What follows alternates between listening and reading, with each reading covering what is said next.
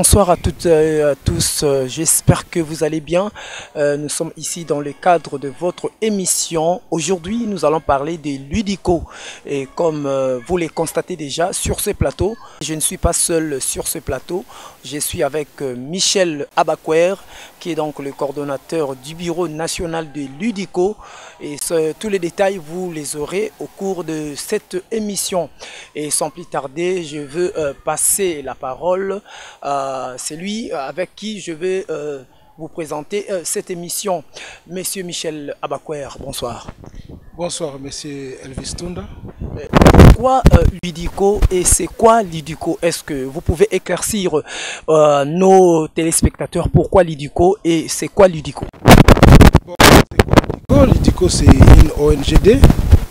Bon, pourquoi Ludico? Ludico est là par définition. Ludico, c'est une union pour le développement intégral de la République démocratique du Congo. Voilà la raison d'être de Ludico. C'est ça la raison d'être des ludicaux. Alors, parce que vous avez dit c'est une ONG, donc organisation non gouvernementale. Maintenant, quels sont les objectifs poursuivis par Ludico? Parce que vous êtes le coordonnateur du bureau de la commune de Massina. Alors, quels sont les objectifs poursuivis?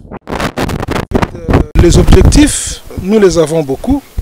Bon, ici, fondamentalement, je ne vais pas m'attarder à cela, parce qu'il y a des personnes appropriées pour cela. Moi, plutôt, je vais essayer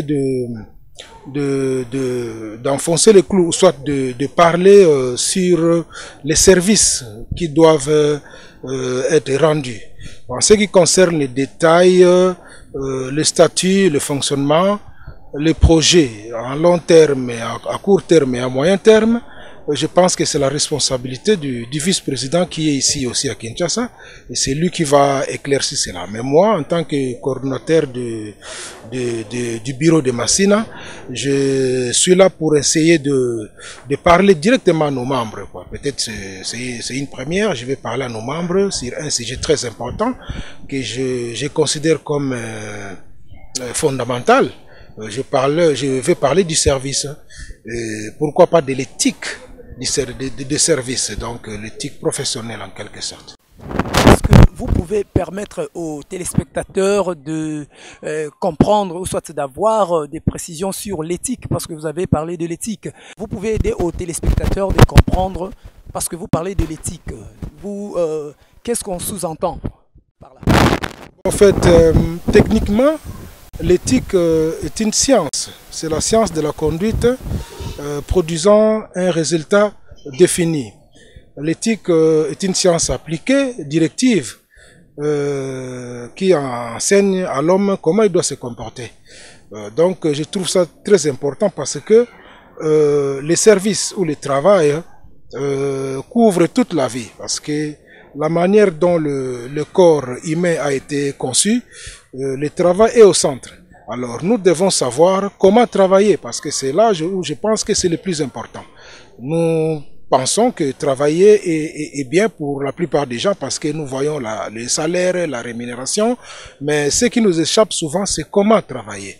C'est un peu sur ces points-là que je suis en train de m'attarder un peu sur l'éthique. Donc le bon sens, l'éthique c'est aussi une prémisse établie sur la logique.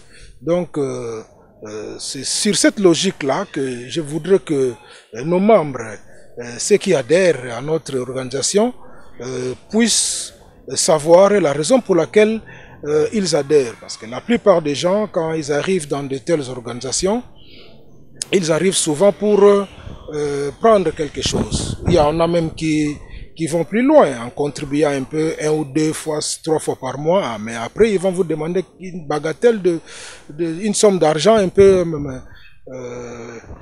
consistante. Alors moi je pense que nous devons, quand je parle de l'éthique des services, d'abord par définition, le but principal de l'UDICO c'est pour qu'il y ait développement, un développement intégral.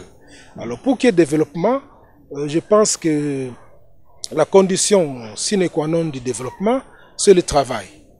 C'est la raison pour laquelle j'ai fait, c'est une sorte d'interpellation ou un appel que je lance à nos membres qu'ils apportent quelque chose au lieu de venir prendre. Vous avez parlé de développement. Il y a beaucoup d'ONG ici en RDC, à Kinshasa. Et maintenant, quelle est la particularité des Ludico par rapport aux autres ONG? C'est-à-dire que vous aurez toujours le même système ou soit vous avez votre particularité par rapport aux autres ONG? Bien, absolument, nous avons une particularité. L'IDICO diffère des autres organisations. D'autres ONG s'organisent, la plupart s'organisent pour recevoir les ressources à partir de l'extérieur d'eux-mêmes, afin qu'ils puissent prendre les actions sur le terrain.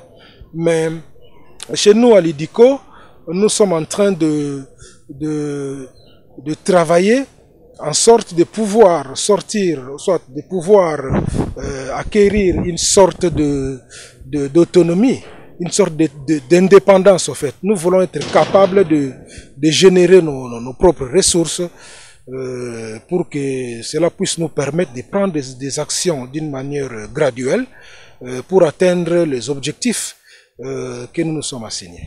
Maintenant, quel est le type de public que l'UDICO est en train de cibler? Bon, en fait, nous n'avons pas un public particulier. Je pense que c'est une affaire qui concerne toute la nation. Parce que le développement, c'est le développement de la République démocratique du Congo. Donc, nous voulons que les gens qui viendront, ou les gens qui vont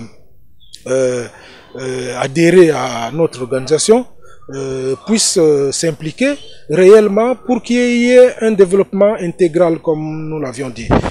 Pourquoi? Parce que vous regardez, vous allez voir à Kinshasa, dans notre pays qui est la RDC, les autres peuvent dire que atosito mesala makamna bango, mesala bango zaraba bandi pona kosunga ba veuve après ba yo katana. Mais maintenant, qu'est-ce que vous pouvez dire par rapport à ça? En fait, nous ne sommes pas là pour kosunga ba veuve en quelque sorte. Nous sommes là, notre particularité, comme je venais de le mentionner tout à l'heure, c'est l'autonomie. Pour avoir de l'autonomie, pour générer les ressources, je pense qu'il faudrait qu'il y ait du travail.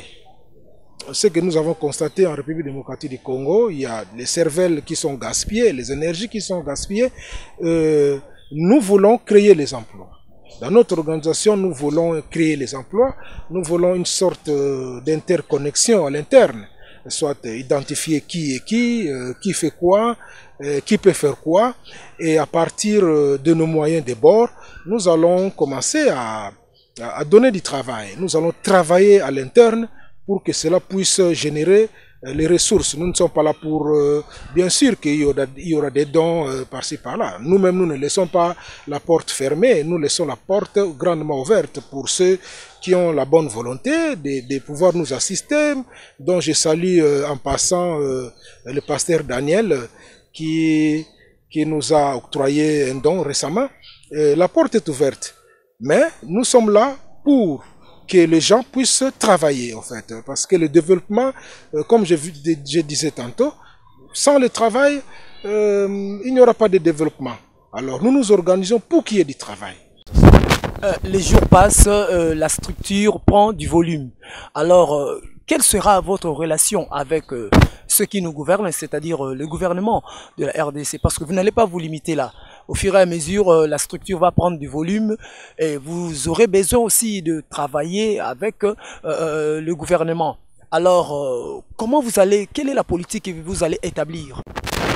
En fait, je pense que chacun fera son travail de son côté. Nous ne sommes pas liés au gouvernement. Nous sommes beaucoup plus dirigés, ou nous sommes beaucoup plus dans la population en fait. Ce que le gouvernement ne fait pas, par exemple, nous le faisons. Nous sommes là, nous nous organisons parce que en regardant ce qui se passe souvent dans notre pays, et nous avons constaté que la plupart de la population attendent du gouvernement. Et le gouvernement, lui, il s'accapare de tous les problèmes. Le gouvernement pense qu'il va résoudre tous les problèmes et c'est là où nous avons un véritable problème. Nous voulons contourner en fait ces systèmes-là. Nous voulons commencer. Nous voulons commencer parce que nous savons qu'il faudrait que... Avec vos propres moyens. Absolument. Nous avons nos moyens. Les moyens sont là. Je vous ai dit qu'il y a des cervelles et de l'énergie gaspillée. La jeunesse est là. Ça, c'est déjà un moyen fondamental. C'est par là que nous allons commencer. Je pense que rien ne s'arrange seul dans la vie. Rien ne s'arrange seul. Il faudrait qu'il y ait quelqu'un qui puisse s'en occuper. C'est là où nous sommes, en fait. Nous voulons que cette génération, cette jeunesse puisse être une jeunesse active, en fait. Notre organisation s'attelle aussi à cela. Si les téléspectateurs ont bien compris, vous allez utiliser votre politique, c'est-à-dire la politique d'autosuffisance. Ce n'est pas ça? Oui, absolument. Ça, c'est notre politique. C'est même la fondation de notre ONG. Une autosuffisance. Je pense que c'est fondamental. C'est là où nous sommes, en fait. Nous voulons que cette génération, cette jeunesse puisse être une jeunesse active, en fait. Notre organisation s'attelle aussi à cela. Si les téléspectateurs ont bien compris, vous allez utiliser votre politique, c'est-à-dire la politique d'autosuffisance. Ce n'est pas ça? Oui, absolument. Ça, c'est notre politique. C'est même la fondation de notre ONG. Une autosuffisance. Je pense que c'est fondamental. Donc, c'est avec cela que nous allons réellement avancer. Si les aides viendront, nous ne sommes pas là pour faire la même chose. Nous ne voulons pas attendre du gouvernement comme la population le fait. Donc, nous voulons commencer. Peut-être ça va aussi aider le gouvernement. Cela n'empêche que vous pouvez avoir besoin de l'aide venant du gouvernement ou de l'extérieur. C'est ça que je disais tantôt. Nous ne sommes pas contre. Nous avons laissé la porte grandement ouverte, mais nous voulons d'abord commencer. Nous voulons travailler et nous sommes sûrs. Parce que rien n'est plus sûr que cela. Ce n'est qu'en travaillant qu'on peut changer les choses. Comme je disais que rien ne s'arrange seul. Vous voyez, c'est la raison pour laquelle je suis en train d'interpeller ou soit de faire appel à nos membres adhérents, ceux qui vont venir ou ceux qui sont déjà là, que l'un des plus grands principes qui anime la vie humaine, c'est la motivation de servir. Est-ce que vous pouvez condenser ce message en quelques lignes en lingala pour que aussi le public comprenne? En fait, public na bisofo baye ba une chose que dans la vie tant aux osala musala ou osala quelque chose, il ne faut pas s'attendre kaka na mbongo comme étant premier salaire ya musala. Je pense que andeng tuzo solo lawa tuzo ko meka ko faire comprendre que le salaire n'est pas la première rémunération pardon, du travail. Donc l'éthique du travail, comme je disais, ils allaient que nous mettons d'abord le travail avant et puis le salaire viendra par après. Donc c'est en quelque sorte moi connaissance moko mutu foazala nango tango zo sala musala. Donc cela veut dire que nous sala musala boye za na esprit moko patriotique. Prenons l'exemple des chauffeurs de transport en commun dans notre capitale par exemple. Ils se lèvent le matin pour aller au travail. Mais ils ne savent peut-être pas que le travail qu'ils font, et ils pensent que ils partent au travail pour gagner de l'argent. Mais c'est tout un service qu'ils sont en train de rendre à la nation. Alors, le service c'est quoi? Ils déplacent des gens d'un endroit à un autre. Pendant qu'ils font cela, il y a des médecins qui vont dans leur lieu de service, il y a des banquiers, ainsi de suite. Donc, imaginez qu'un médecin qui suit un malade, mais parce que, tout simplement, les gens, les chauffeurs n'ont pas l'éthique, n'ont pas le bon sens, n'ont pas la connaissance au fait de leur profession. Souvent, ils s'embrouillent dans la précipitation, pardon, et quand ils se précipitent, ils se bloquent même dans des embouteillages. Ils ne savent pas comment rendre ce service. C'est ça, ils ne savent pas vraiment comment rendre le service. Peut-être qu'ils ne savent pas qu'ils sont en train de rendre service. Peut-être pour eux, ils travaillent pour gagner de l'argent. C'est la raison pour laquelle je suis en train d'insister à nos membres et à ceux qui vont adhérer que nous sommes venus pour rendre service. Et tu sais, le devoir du service implique, soit comprend la responsabilité du sacrifice. Les services qui ne vous coûtent rien, en tout cas les services qui ne vous coûtent rien, ne vaut pas la peine, je pense. Chers téléspectateurs, nous sommes arrivés à la fin de notre émission. Je rappelle que sur ces plateaux, j'avais reçu monsieur Michel Abakouer, qui est donc le coordonnateur du bureau de la commune de Massina. Nous avons parlé des Ludico. Vous avez suivi tous les détails au cours de cette émission. Et sans oublier, je signale, la partie technique était bien assurée par Patrick Baba. Quant à moi, je vous retrouve, moi Elvis Tundabilama, je vous retrouve au prochain numéro du